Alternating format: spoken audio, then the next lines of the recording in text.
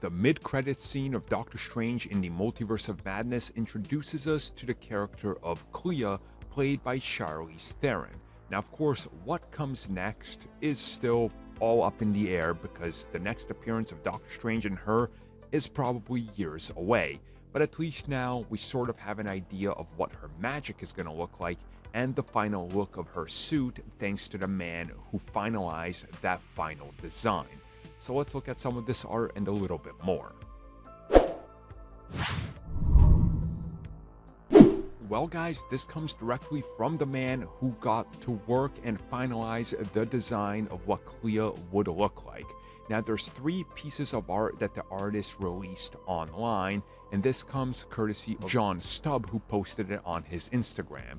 And you will be able to see a little change here that went into effect, specifically one that deals with Clea's cape and how it looks. But again, it looks like he did a couple versions of it with and without the cape being included in this art. And I honestly think it looks nice either way.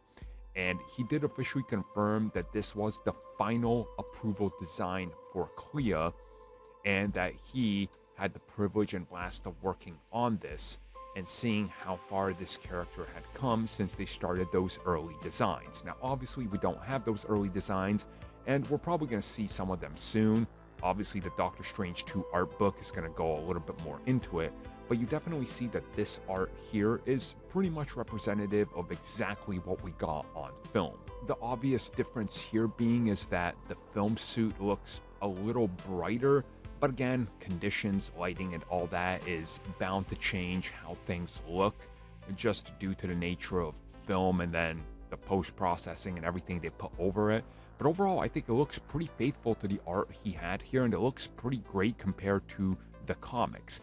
Now, the other thing people are taking note of is obviously the magic she has with the purple and everything. You kind of get a better look at it, which again, I don't think anybody expected anything out of the norm, because you got to keep it in sync with the rest of the MCU.